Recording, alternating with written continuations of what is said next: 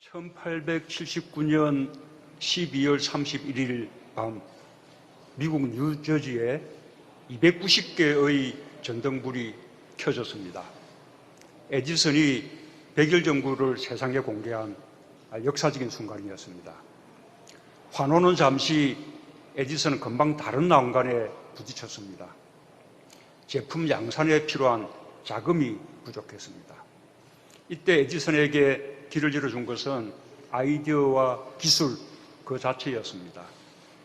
백일 전구 기술 특허를 담보로 대출과 투자를 받아 제너럴 일렉트릭의 모태가 된 전기회사를 설립할 수 있었습니다. 혁신금융의 최초 수혜자인 셈입니다. 혁신금융이 없었다면 인간의 삶을 획기적으로 바꾼 백일 전구를 보기 어려웠을지도 모릅니다. 4차 산업혁명 시대는 아이디어가 경쟁력입니다. 아이디어만으로 도전할 수 있어야 합니다. 아이디어를 제품화할 수 있는 환경 조성이 이루어져야 4차 산업혁명 시대를 선도할 수 있습니다. 금융이 아이디어의 가치를 인정해 주셔야 합니다. 금융이 혁신을 든든히 받쳐주고 이끌어야 합니다. 제2벤처붐 확산을 위해서는 기업과 정부의 노력에 더해 도전을 응원하는 금융, 혁신을 장려하는 금융이 있어야 합니다. 오늘은 지난 제2벤처붐 확산 전략에 이어 혁신금융의 비전을 말씀드리고자 합니다. 오늘날 금융은 국민의 삶과 매우 가까워졌습니다. 과거에는 은행에 직접 가야 가능했던 일들이 지금은 스마트폰, 내 손안의 은행으로 해결됩니다. 그만큼 물리적 거리는 가까워졌지만 마음의 거리는 여전히 멀리 있습니다. 꿈과 아이디어, 기술에 대한 자신감으로 가득 찬 창업 기업들에게 은행의 문턱은 아직도 높습니다. 이미 세계 각국은 혁신금융에 박차를 가해 혁신 벤처 산업을 활성화하고 있습니다. 유수의 글로벌 금융회사들은 담보 없이 기업 가치를 평가하거나 미래 성장성을 중시하여 혁신 기업에 자금을 공급하고 있습니다. 벤처 기업으로 출발한 애플과 아마존은 혁신 금융의 도움으로 아이디어를 사업화하고 오늘날 글로벌 기업으로 성장했습니다. 그러나 우리는 여전히 부동산 담보와 과거 실적 위주의 여신 관행이 혁신 창업 기업의 발목을 붙잡고 있습니다. 담보가 충분한 대기업에 비해 혁신 창업 기업과 중소기업에게 금융의 문은 매우 좁습니다. 금융의 양극화라고 해도 과언이 아닐 것입니다. 이러한 양극화를 해소할 때 혁신도 빠르게 이루어질 것입니다. 금융인, 기업인 여러분, 혁신금융이 창업기업과 중소기업의 동맥입니다. 금융이라는 동맥이 잘 뚫려 있어야 혁신의 심장이 쉬지 않고 고동칠 수 있습니다. 우리 정부는 과거의 금융 관행을 벗어나 미래 기술 혁신을 선도하는 혁신금융을 강력하게 추진하고자 합니다. 새 시대에 맞는 금융으로 변화하고자 합니다. 첫째, 은행 여신 시스템을 전면 혁신할 것입니다. 아마존, 페이스북, 구글 등 대표적인 혁신 기업을 보면 기업이 보유한 순자산 가치보다 시장이 평가한 기업 가치가 훨씬 큽니다. 기술력과 미래성장 가능성을 평가하기 때문입니다. 이제 우리도 부동산 담보와 과거 실적이 아닌 아이디어와 기술력 같은 기업의 미래성장 가능성을 평가해야 합니다. 올해부터 일괄담보 제도가 전면 시행됩니다. 기계, 재고, 매출채권과 같은 동산과 채권, 지식재산권에 이르기까지 다양한 재산을 포괄적으로 활용해서 자금을 조달할 수 있습니다. 통합여신 심사 모형도 구축할 것입니다. 기술평가와 신용평가를 통합하여 기술력이 있으면 신용등급이 높아지도록 하겠습니다. 기술력이 있는 창업기업의 자금 조달에 물꼬가 트일 것으로 기대합니다. 정책금융기관부터 도입하여 민간금융기관으로 점차 확대해 나가겠습니다. 향후 3년간 혁신 중소기업에 100조 원의 신규 자금이 공급되도록 할 것입니다. 우리는 특허 출원 건수가 세계 4위일 정도로 혁신성이 강한 나라입니다. 혁신 제품에 대한 소비자들의 반응도 매우 빠르고 민감합니다. 혁신적 아이디어가 은행에서 제대로 평가받아 사업화된다면 그만큼 성공 가능성이 매우 높습니다. 은행 여신 시스템 개혁이 혁신을 가속화해 줄 것입니다. 둘째, 혁신 기업에 충분한 모험 자본이 공급될 수 있도록 할 것입니다. 바이오 산업 등 혁신 업종의 수익성과 원천 기술, 미래 자금 조달 가능성 등을 반영한 차별화된 상장 기준을 마련하여 코스닥 상장의 문을 획기적으로 넓히겠습니다. 과거 전통 제조업 기준으로 마련된 심사 기준 때문에 거래소 상장의 문턱을 넘지 못했던 혁신 기업들이 코스닥 시장에 대거 진입하여 자금을 조달할 수 있게 될 것입니다.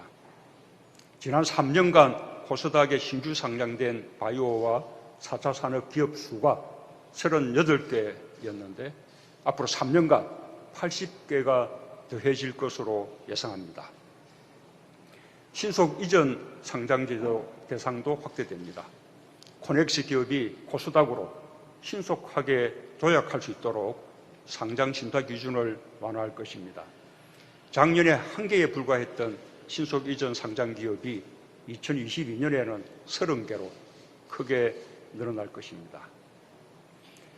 앞으로 5년간 12조 원으로 규모가 늘어날 성장 지원 펀드의 운영 방식도 개편하여 혁신 기업에 충분한 자금 지원이 이루어지도록 하겠습니다. 혁신 위험을 인수할 수 있는 사모펀드의 투자 자율성을 높이고 초대형 투자은행의 혁신 벤처 투자 인센티브를 강화하는 등 민간 모험 자본의 공급도 확대되도록 할 것입니다. 아울러 정권거래세를 단계적으로 인하하고 중장기적으로 거래세와 자본이득세 간 역할 조정 방안도 마련하겠습니다. 자본시장 세제도 모험자본 투자에 도움이 되도록 개편할 것입니다.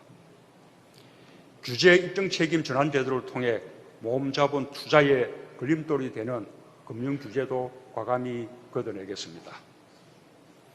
셋째, 제조업과 서비스 산업 혁신을 위해 필요한 자금을 충분히 공급하겠습니다. 제조업과 서비스 산업에 대한 선제적 지원은 중소, 중견기업을 고도화하고 R&D를 강화할 수 있는 기회를 제공할 것입니다. 향후 3년간 주력산업 중소, 중견기업에 대해 12조 5천억 원 규모의 정책 자금을 지원하겠습니다. 최대 15년 만기의 초장기 자금을 공급하여 기업들이 장기적으로 구조개혁을 추진할 수 있게 할 것입니다. 신규 일자리 4만 개가 만들어질 것으로 기대합니다. 자본시장을 통한 기업 구조 조정 활성화를 위해 현재 1조 원 규모의 기업 구조 혁신 펀드도 5조 원까지 단계적으로 확대할 것입니다. 관광, 보건, 의료, 콘텐츠, 물류 등 유망 서비스 산업에 대해서도 향후 5년간 60조 원의 규모의 정책 자금을 지원하여 서비스 산업 혁신을 위한 마중물이 되도록 하겠습니다. 서비스 산업 분야에서 향후 5년간 13만 개 일자리 창출을 기대합니다. 혁신을 추진하는 과정에서 실패가 있을 수 있고 또 금융기관의 손해도 발생할 수 있습니다. 정부는 금융감독 방식을 혁신 친화적으로 개선할 것입니다. 금융회사가 혁신산업을 적극 지원하면서 발생한 손해에 대해서는 해당 임직원의 고의, 중과실에 의한 것이 아니면 적극적으로 면책하겠습니다. 금융인, 기업인 여러분, 그간 금융에 대해 햇볕 날 때 우산을 빌려주고 비 올 때 우산을 걷어간다는 뼈아픈 비판이 있었습니다. 이제는 달라져야 합니다. 비 올 때 우산이 되어주는 따뜻한 금융이 되고, 한 걸음 더 나아가 비구름 너머에 있는 미래의 햇살까지도 볼 수 있는 혁신금융이 되길 기대합니다. 여기 계신 금융인 여러분께서 혁신을 위한 노력에 적극 동참해 주실 것을 요청드립니다. 이미 금융인 여러분은 은행권의 결제 시스템을 개방하고 포용적 금융을 확대하고 있습니다. 더 나아가 주시기 바랍니다. 벤처 중소기업인 여러분도 금융업계의 노력에 화답하여 혁신에 더욱 앞장서 주시길 당부드립니다. 정부도 시스템을 개선하고 정책금융을 통한 마중물 역할을 강화하는 등 금융과 기업인의 혁신을 적극 지원하겠습니다. 특히 혁신금융이 지속적인 동력을 가질 수 있도록 정부와 금융기관이 함께 참여하는 민관 합동 TF를 신설하여 함께 노력하겠습니다. 지금 이 자리에는 우리 여당의 원내대표, 또 정치회기 의장, 기재위, 또 정무위 위원장님과 위원님들도 함께하고 계십니다. 입법이 필요한 사항에 대해서는 국회에서 잘 협의하여 뒷받침해 주시길 부탁드립니다. 금융인, 기업인, 국회와 정부가 한 마음으로 혁신금융이 혁신성장으로 이어지도록 노력해 나갑시다. 국민들께서도 함께 응원해 주시길 당부드립니다.